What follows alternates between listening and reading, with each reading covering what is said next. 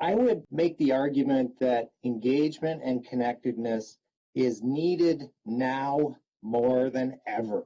Now that we've had to move on to virtual labs, we're losing that chance to have connections with our students. We're losing the eye contact, the gesturing, the facial expressions. So now more than ever, students may feel isolated.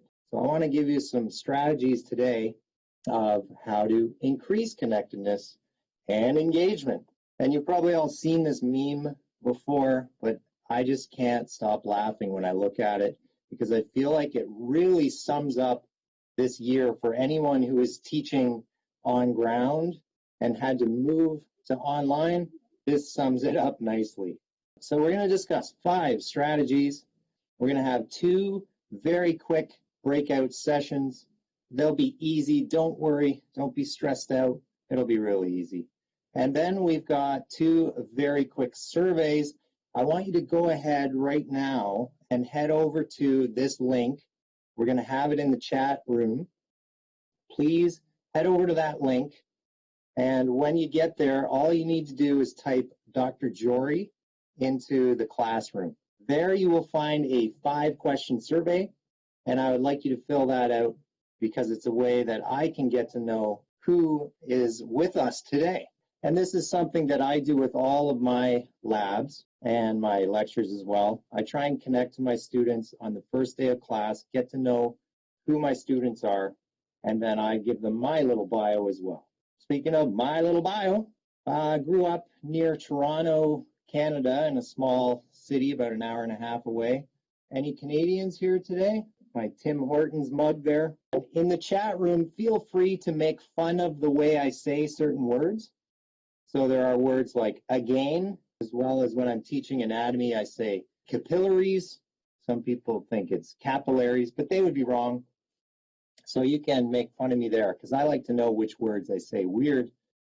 And when I was a child, I was just super interested in science and biology. I also played a lot of sports, and I thought I want to be like a sports therapist when I grew up or a professional athlete. But the professional athlete thing didn't happen because I had so many injuries, including 4 knee surgeries. The first one when I was in grade 10, and that kind of ended my athletic career. So then I focused on a career in health sciences. I ended up opening up a clinic in downtown Toronto as a chiropractor, built that up over 13 years, had an integrative health practice, had naturopath working with me, 2 massage therapists. During that time, though, while I had that clinic, I started teaching as well, just as an adjunct, and I was teaching biology. And over time, while I was doing my practicing as a chiropractor, I started getting wrist pain.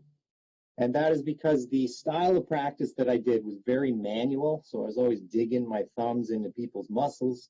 And I was starting to get concerned that I may be developing osteoarthritis in my wrists. So at that time, I was thinking, I need to teach more and treat less.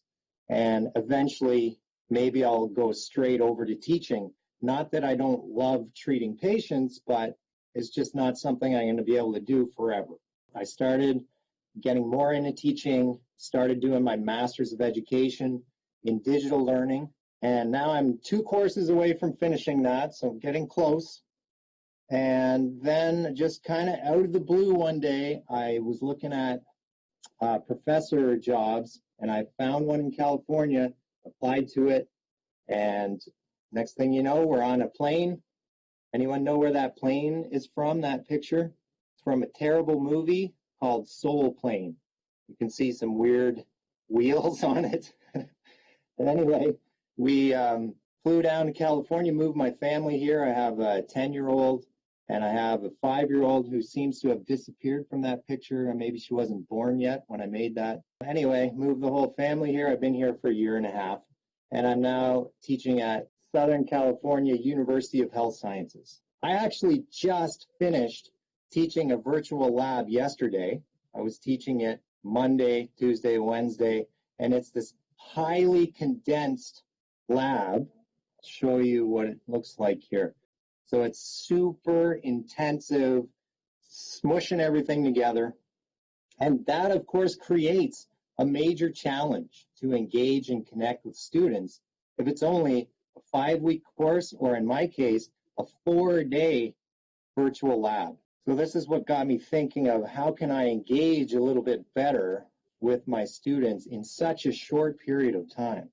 Now, hopefully you've all had a chance to head over to the Socrative and fill out that survey. So I'm going to remind you again, check in the chat bar. There is the link there. Click on that, head over to Socrative, type in Dr. Jory, and fill out that quick 5-question survey, because we're going to go over those results right now. Angela, are there any questions to deal with? We just had one from Mahendra asking for resources to use in physics for pre-med, biology, nursing major students, which I believe you'll probably hit as we go along in the presentation, but just wanted to put that on your radar. Okay, thanks, Angela. I would just let you know right off the top that I've been using McGraw-Hill Connect. They have a really great virtual lab collection there. Right now they have anatomy and physiology, general biology. They're adding microbiology soon. They have some genetics ones. So I've been using those, and I've really been enjoying them. I think they did a good job with them, so you might want to look into that, McGraw-Hill Connect. All right, so let's take a look at that survey then. Getting to know my OLC peeps. Excellent. I'll just get my window out of the way. All right, so let's go to the first question. What is your current role in education? We've got lab coordinator, soils instructor, instructional designer, lecturer, assistant prof, course coordinator, TA last term, plan to go in online teaching, adjunct, faculty, course support specialist, teacher and researcher, lab tech, non-STEM instructor, community college in Austin, lab assistant, first year chem lab tech, visiting instructor, full-time instructor, postdoc and lecturer, academic advisor, associate professor and dean, education coordinator, administrator. Wow, let's give a hand to the brain power in this room right now. Holy, this is like the most highly educated audience I have ever had. That is for sure. So congratulations to you all, and thank you for filling this out. It's nice to get to know you all. Let's look at what city, state, province, country are you in? We got Washington, Illinois, Nashville, San Marcos, LA, Corvallis, Oregon, Winter Haven, Florida, Lancaster, Cal, Tucson, Arizona, St. Augustine, Trinidad and Tobago, TNT, Portugal, North Carolina, Austin, Texas, Guatemala, Buffalo, Miami, Chicago, Knoxville, Saratoga Springs, St. Leonard, Maryland, Phoenix, Arizona. This is one of my favorite parts when I do this survey, is seeing where everyone is coming from and just really showing us this crazy international way of teaching now. You know, that it's not like we're confined to just one region. We've got people from all over the place. So it's really neat to see how the world is connected. Angela, any questions to deal with there? Nope, just a lot of local cheers for people's different locations across the globe. Yep. Yeah, I'm coming at you from Brea, California, which is about 30, 40 miles southeast of Los Angeles. So we're in Orange County. All right, what is your favorite subject to learn or teach? Biology. Yeah, that's my favorite. Woohoo. Soils, the trainer, world history, religions, math, chemistry. So we've got a polymath there. Dynamic, teach chemistry, learn, psychology, marketing, biology, woohoo, botany, environmental science, mechatronics and robotics. Whoa. Engineering, focus on design thinking, learn, microbial pathogenesis, teach, food microbiology, agriculture, planning and evaluations, physics, computer programming, chemistry, with emphasis there. Someone loves their chem. Chemistry, I like biochem, but the rest of it, forget it. Human resources management, teaching about teaching. That's a good one. That's what I'm trying to do as well. Teaching about teaching. Biology, yeah. Chemistry, cell biology, exercise physiology, micro and genetics design. Wow. talented group of people. Again, this is awesome. And thank you for taking time on your Friday. It's noontime for me right now. I know that some of you are in different time zones. And what is your favorite band, singer, or sports team, or author / book? So we got Dallas Cowboys, the Washington Redskins, Wendell Berry, John Denver, Led Zeppelin. I'm a big rock and roll fan, so I love Zeppelin. Aerosmith, favorite band, Juan Luis Guerra, sorry if I'm pronouncing that wrong, and 440. Favorite author, Robert Mager.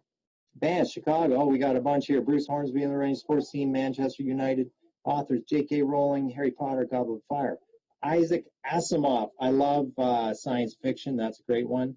Oh, best book ever, right here, Sapiens and Homo Deus. If you have not read Sapiens, you must. It is fantastic. Such a good book. I have a lot that I enjoy. So I like to focus on only one band or author. But since you're a Canadian, I'll say oh, you just dissed me there. The Detroit Red Wings, come on, that's not Canadian. That would be the Leafs. I know you're playing with me, though. Okay, Simon and Garfunkel, Leon Bridges. Too many to choose from, but right now I'm loving Vincent Be Me, Queer Eye Season 5 theme song. Heinlein, I'm not sure what that is. Singer Dolly Parton, she's got some great hits. Team Tennessee Vols, I'm not sure of that one. Author Emily Giffen, I like to watch soccer. I'm a big soccer fan too. Patty Griffin from Chicago White Sox. Anthony Mara, Constellation Voidal Phenomena. FC Porto, football. The Beatles, and by football, they mean soccer, just so you know. The Beatles, who doesn't like the Beatles? The Cowboys, Carole King. No Time. Favorite band right now is Little Drag. All right, and finally, we've got, what's a weird fun fact about you? This is one of my favorites to ask people. I can dissect the stomach out of a mosquito. Whoa, crazy. I started my teaching career teaching Khmer language. Sorry if I mispronounced that. I'm older than dirt. All right, some self-deprecating humor there. I pronounce all T's in words like button and kitten. I'm a huge fan of tabletop games, trading cards. I also play Yu-Gi-Oh! Competitively and fast. I once lived in a room at a church with my mom and 2 siblings. I love mushrooms. I enjoy knitting, but that isn't weird, so I spin my own yarn, not necessarily using wool or cotton. Okay. I'm the last person you would suspect to have a motorcycle license. And there's a 5K in Chicago, gospel run I did in 2014, pregnant with twins, and in 2016, pushing them in a double stroller. In 2018, they did the kids sprint. Nice. Way to bring it down to the kids. I'm a huge exercise advocate, so great to hear about that. Have you ever watched the movie Big Fat Greek Wedding? Well, my family is as big as that family. We make jokes about that. I cut my own hair well before COVID. Me too. I cut my hair for 10 years until my wife started to complain. I got some COVID hair right now, though. It's really long. We've got a kidney donor. Well, that was very altruistic of you.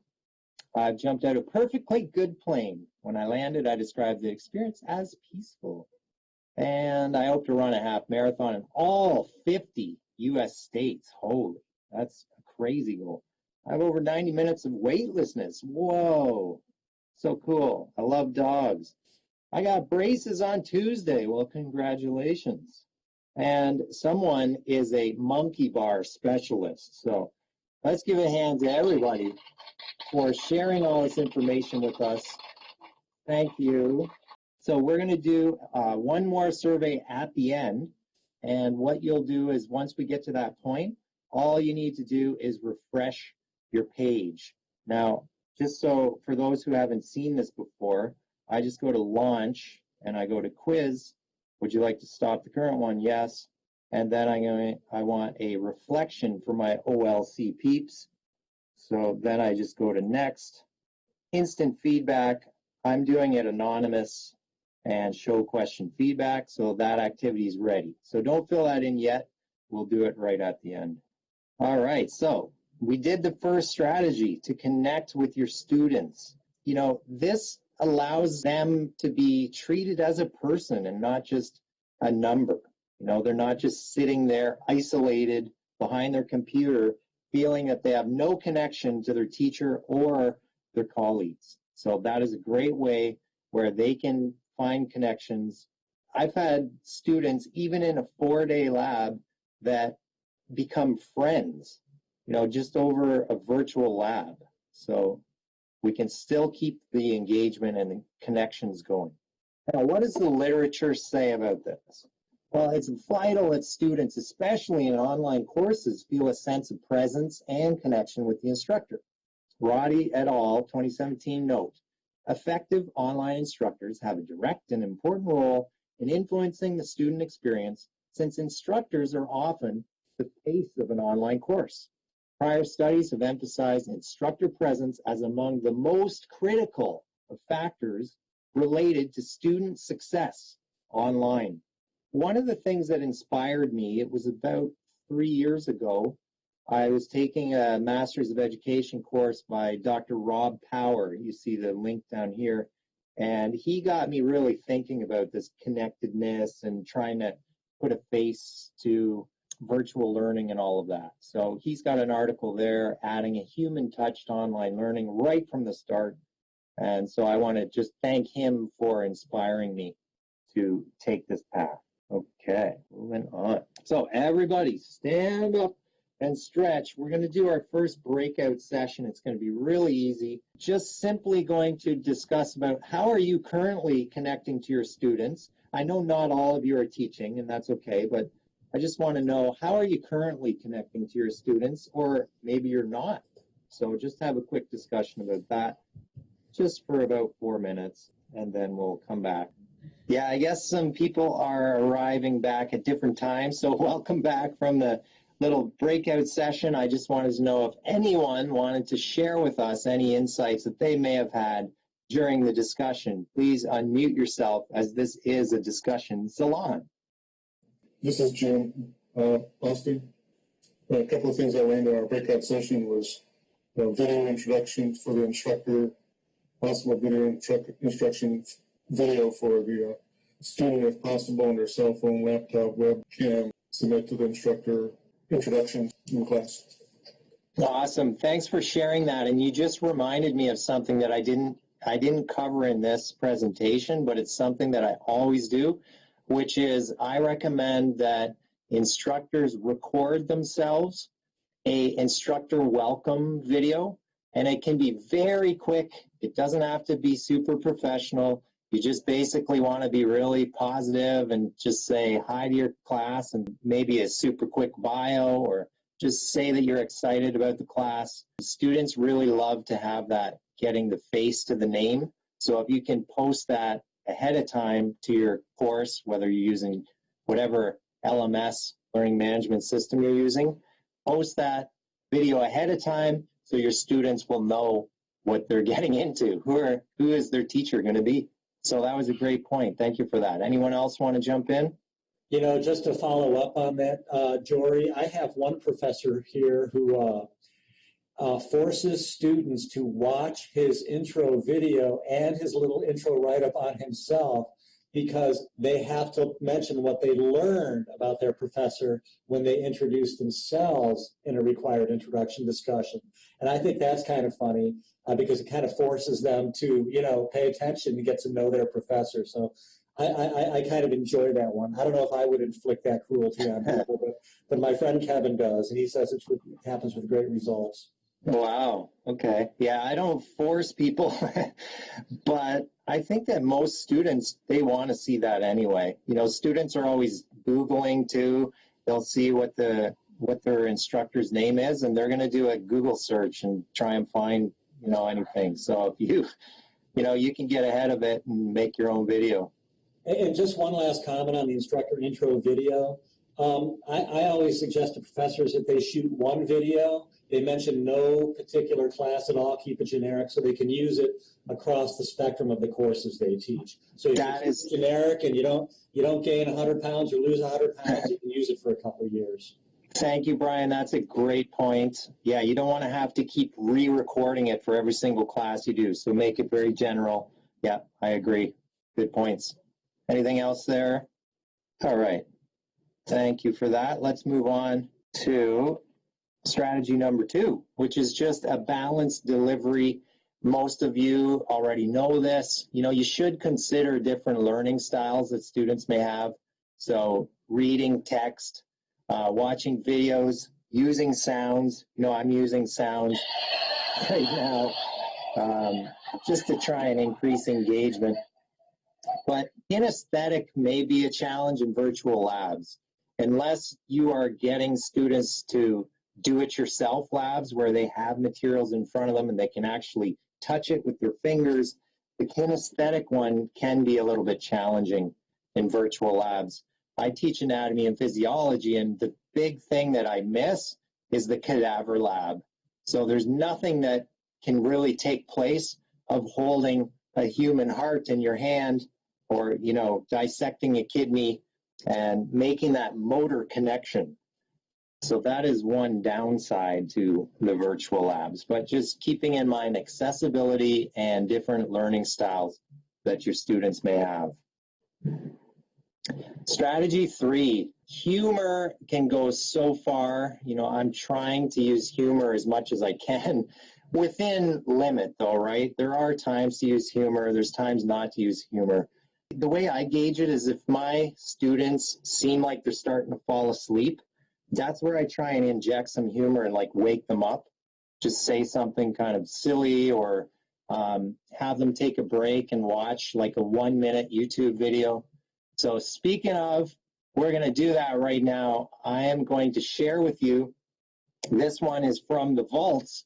This is my son is now 10 years old, but this video I recorded when he was not quite 2, and it's him playing the drums. So I want you to watch that video. It's 1 minute. In the chat bar, the link will be there.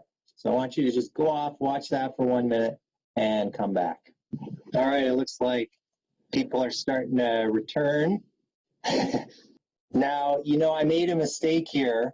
What I should have said was, everyone turn your video cameras on, because that is the best part for me when I show these videos, is to watch the faces and to get to see everyone smiling and laughing. It really makes my day. And so you could consider doing this, you know, during a Zoom meeting, get all your students to turn their cameras on, and then get them to go watch one of these funny links and watch their face. It is just magical to see everybody smiling. So thank you for that. This is the last of the breakout sessions. We're going to do a quick stand up and stretch breakout session, just discuss what benefits humor can bring to a classroom or a lab.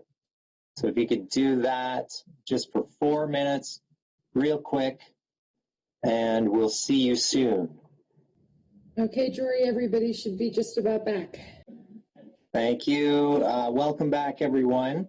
In the interest of time, although I really do want to hear your insights, I just want to mention a couple things that I heard when I was listening in. I forget the gentleman's name, but he had made a good point about humor, saying that, you know, there is a fine line again of use of humor. You don't want your students to perceive it like you don't really take the course seriously either, right? So it's finding that fine balance of when can you inject a little bit of humor and energy, and when is it not really applicable. So thank you for that point. And as I said, we are kind of running out of time. So let's go on here to the next slide, which is strategy 4, real world relevancy.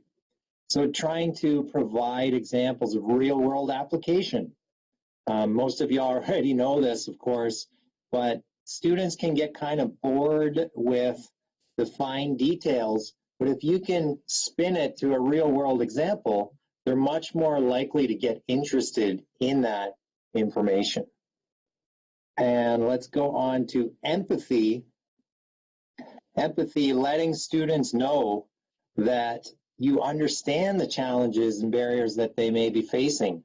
I always make it a point during these COVID times that you know, you should sort of mention the elephant in the room and just say, look, we're all undergoing these unique challenges. It's something that really unites the world because we're all in the same situation where everyone has these new challenges and things to deal with. So I think if you just let students know that you're aware of all these issues that people potentially have. If the students know that you care, then they're much more likely to buy into your message. We want to prepare the future workforce to be caring and competent. And finally, to finish off here, I just wanted you to go back to that Socrative page. If you could go there and fill out the really quick survey, all you need to do is refresh your page and you'll be able to fill that survey out for me.